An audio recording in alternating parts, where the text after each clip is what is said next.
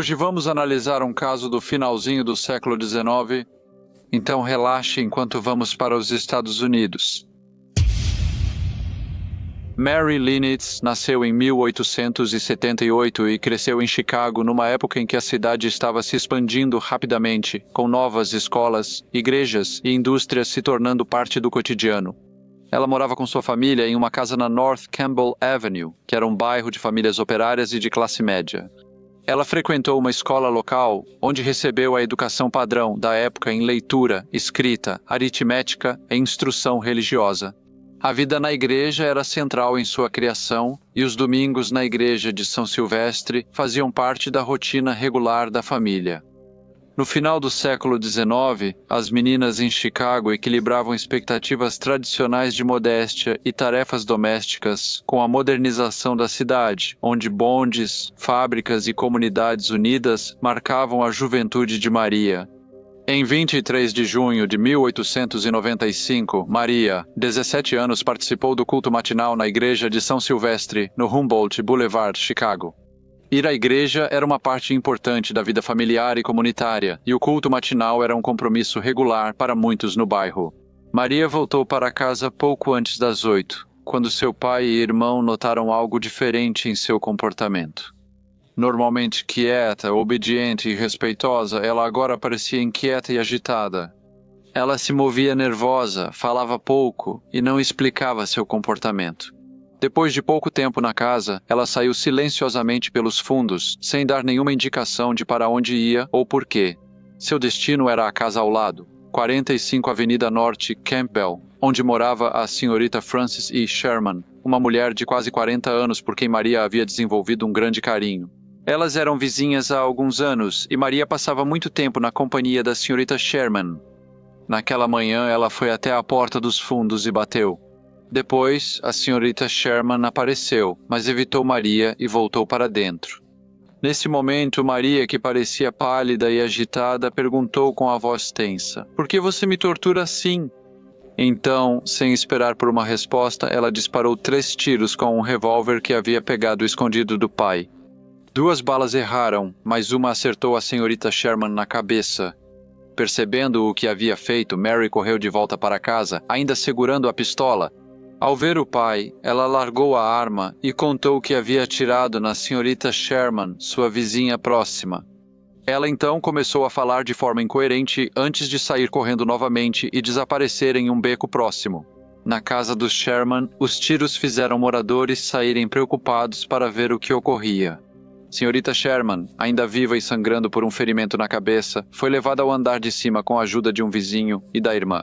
Outro vizinho correu para avisar a polícia na delegacia da Avenida Warren e uma viatura foi rapidamente enviada. Ao chegarem ao 45 da Avenida Campbell Norte, os policiais viram que o Dr. Frank Ingalls já havia atendido a mulher ferida. Ele rapidamente percebeu que o ferimento, embora grave, não era fatal. A bala causou um corte de cerca de 7,5 cm, mas não penetrou profundamente em sua cabeça. O tenente Beard reuniu oficiais para buscar Mary Linetz. Eles vasculharam as ruas próximas, becos e áreas ao redor, chamando pelo nome dela e conversando com transeuntes na tentativa de encontrá-la. Apesar da busca minuciosa, Mary continuava desaparecida. Com o tempo, surgiram especulações de que ela poderia ter tirado a própria vida. Até a senhorita Sherman, ainda abalada pelos acontecimentos da manhã, disse ao tenente Beards acreditar nisso, refletindo a preocupação geral com o bem-estar da jovem. O tenente perguntou à senhorita Sherman o que ela faria se Mary ainda estivesse viva e fosse encontrada, ao que ela respondeu: "Estou tão confiante de que ela está morta que não pensei nisso nem por um momento. Acho que Mary não estava em seu juízo e, por isso, sei que seria perigosa em liberdade. Não sei se eu gostaria de processá-la como uma criminosa comum, mas não consigo decidir qual seria a minha atitude." A senhorita Sherman, que morava com 2 irmãs, contou como a jovem desenvolveu um apego por ela e se tornou bastante possessiva. Ela disse que sempre que dava atenção a outra pessoa, Mary reagia com dor visível e ciúmes. Ela contou que antes da mãe de Mary morrer tragicamente, conversou sobre essas preocupações, mas infelizmente foi ignorada. A senhorita Sherman afirmou que desde então procurou tratar Mary com gentileza e tirar o melhor da situação. Quando perguntado sobre Mary, o Dr. Ingalls disse acreditar que ela sofria de uma mania e deveria ter sido mantida sob restrição. A polícia continuou a busca pela jovem e foi até a casa do Sr. James Lynett, pai de Mary, que trabalhava como empreiteiro. Ele estava profundamente abalado com o que havia acontecido e disse aos policiais que acreditava que sua filha havia agido sob influência hipnótica. Ele afirmou que ela não era responsável por suas ações e disse não saber que ela pegara seu revólver. As buscas por Mary continuaram até tarde da noite. No entanto, ela não foi encontrada em lugar nenhum. Mary Lynett foi encontrada no dia seguinte na rua Taylor, 436. Ela foi então imediatamente levada sob custódia policial e apresentada ao tribunal diante do juiz Doyle, sob a acusação de agressão com intenção de matar. Mary parecia pálida e abatida, e seu comportamento sugeria que sua mente não estava clara. Observadores perceberam que ela falou pouco e quase não reagiu ao andamento do processo. Diante das circunstâncias e do histórico recente, o juiz Doyle decidiu adiar a audiência para sexta-feira, 28 de junho, dando tempo para o médico da cidade avaliar a jovem e opinar sobre sua sanidade. O tribunal reconheceu a gravidade da acusação, mas também a necessidade de determinar se as ações de Mary foram influenciadas por doença mental em vez de intenção criminosa deliberada. Vizinhos e membros do público que acompanharam o caso se reuniram fora do tribunal, expressando choque e curiosidade sobre o incidente. O caso se destacou por suas circunstâncias. Garota de 17 anos atacou pessoa próxima, levantando debate sobre saúde mental, responsabilidade e resposta do sistema jurídico. Os jornais ficaram fascinados pelo caso, dando-lhe grande destaque em suas reportagens. Embora casos de ciúme e raiva resultando em violência não fossem incomuns para repórteres policiais da época, o fato de o incidente envolver duas mulheres com um vínculo próximo e duradouro o tornou especialmente notável. Os repórteres destacaram o relacionamento incomum e as emoções intensas que levaram à violência. Diversos jornais compararam com o caso de Alice Mitchell e Frida Ward, incidente parecido ocorrido em Memphis, Tennessee, 3 anos antes, em 1892.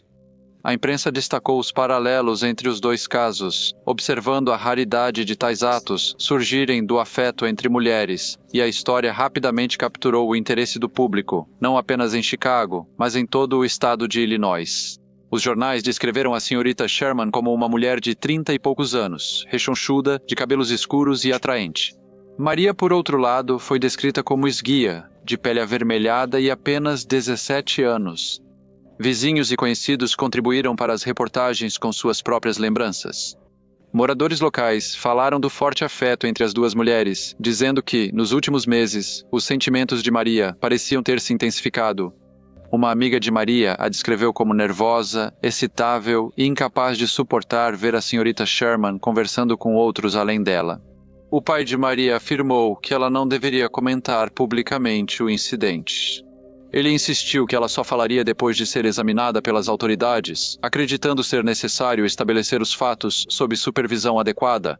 Quando foi abordado por repórteres em busca de comentários, ele ofereceu pouco além de uma única explicação firme. Não foi culpa da garota, ela agiu sob influência hipnótica. Sua recusa em dar mais detalhes evidenciou sua postura protetora e a insistência de que as ações de Maria não poderiam ser julgadas sem entender seu estado mental. Após o tiroteio, sua declaração foi amplamente divulgada, moldando a percepção pública e reforçando que o comportamento de Maria foi influenciado por forças além de seu controle. Os jornais buscaram comentários da senhorita Sherman, que, apesar de cautelosa e relutante, admitiu que Maria fora muito próxima dela por um tempo. Ela admitiu que gostava da garota. Ela afirmou que nos últimos meses, Maria ficou mais temperamental e imprevisível, fazendo a senhorita Sherman temer que ela pudesse agir de forma drástica ou perigosa. Embora a senhorita Sherman reconhecesse a instabilidade emocional de Maria, especialmente após a morte de sua mãe, ela deixou claro que não acreditava que o comportamento dela fosse influenciado por qualquer força externa ou influência hipnótica, enfatizando que as ações da jovem eram resultado do seu próprio estado mental conturbado. Após uma avaliação minuciosa realizada por profissionais médicos e autoridades legais, foi conclusivamente determinado que Maria Lynette sofria de uma doença mental grave, tornando-a insana. Suas ações, motivadas por uma paixão intensa e irracional, juntamente com seu comportamento errático e divagações incoerentes, forneciam evidências claras de seu estado mental. O tribunal, à luz dessas descobertas, considerou necessário interná-la no Hospital e Asilo para Insanos do Norte de Illinois, em Eugene, Illinois. A instituição tinha recursos para oferecer tratamento especializado a pessoas com graves condições de saúde mental, garantindo apoio a Mary e protegendo o público de possíveis danos futuros. Porém, em dezembro do mesmo ano, Mary fez outra avaliação completa. Desta vez, os profissionais médicos avaliadores e as autoridades legais concluíram que ela não apresentava mais sinais de doença mental grave, que seu comportamento havia se estabilizado e que agora ela demonstrava uma compreensão clara de suas ações e de suas consequências. Após revisar a nova avaliação, o tribunal decidiu que Mary não era mais um perigo para si ou para outros, sendo assim liberada da reclusão. Enquanto esteve no Hospital e Asilo do Norte de Illinois, Mary foi cuidada por Elizabeth Trowbridge, enfermeira de 25 anos e prima do juiz David B. Sherwood. Após ser liberada do asilo, Mary voltou para a casa de seu pai, mas durante o tempo sob cuidados, ela desenvolveu uma forte paixão por Srta. Trowbridge, um apego notavelmente semelhante ao que ela já havia formado anteriormente com Srta. Frances Sherman. Em 13 de abril de 1896, Mary Lynette, aos 18 anos, foi a Elgin, a cerca de 56 quilômetros de Chicago, onde encontrou Elizabeth Trowbridge, perto da casa do juiz David B. Sherwood. E após uma breve conversa na calçada, elas começaram a caminhar pela State Street, acompanhadas pela irmã de Elizabeth, Srta. Alice Trowbridge. Mary queria que Elizabeth voltasse para Chicago, mas ela sempre recusava. Nesse dia, ela tentou persuadi-la de novo, mas Elizabeth recusou. Já passava das 20 horas e a conversa ficou tensa quando Mary insistiu mais, pedindo para Elizabeth reconsiderar. Elizabeth manteve-se calma e firme, repetindo que não iria. A recusa só pareceu aumentar a frustração de Mary, e suas palavras ficaram mais duras, embora Elizabeth lhe desse pouca resposta. Alice, que caminhava silenciosamente ao lado delas, percebeu a tensão entre as duas, mas preferiu não intervir, mantendo-se em silêncio. Enquanto as três jovens caminhavam pela State Street, a tensão finalmente dominou Mary, e sem uma palavra de aviso, ela enfiou a mão no bolso e sacou um revólver. Em um único movimento rápido, ela disparou um tiro que acertou Elizabeth diretamente no coração. Elizabeth desabou imediatamente, caindo no chão diante dos olhos da irmã. No mesmo momento, Mary apontou a arma para a própria têmpora e atirou. Ela caiu ao lado de Elizabeth, ambas deitadas no chão. Enquanto Alice observava, após um breve momento em que ficou paralisada, ela saiu correndo e gritando para a casa do juiz Sherwood para pedir socorro.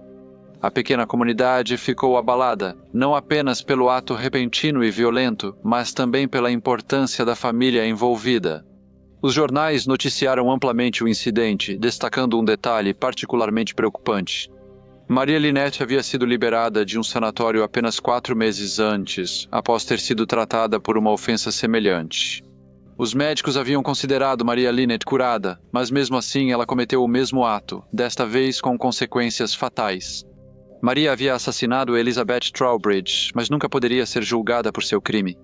Os médicos que a avaliaram afirmaram que seu estado mental estava gravemente perturbado e que suas ações resultaram de doença, não de intenção criminosa.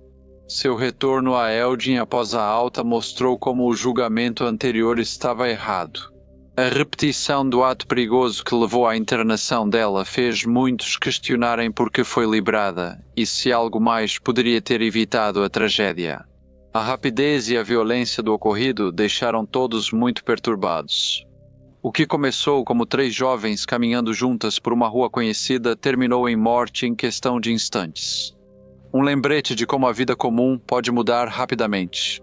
Para a comunidade não era apenas uma história de infortúnio pessoal, mas também uma que expôs questões desconfortáveis sobre o estado do cuidado com a saúde mental, as responsabilidades das autoridades e as consequências trágicas de uma decisão que permitiu que Mary Lynette tivesse sua liberdade. Olá a todos e muito obrigado por assistirem. Neste vídeo mencionei o caso de 1892 de Alice Mitchell e Frida Ward. Eu falei sobre esse caso em dezembro de 2020, então, se alguém quiser assistir, deixei um link abaixo.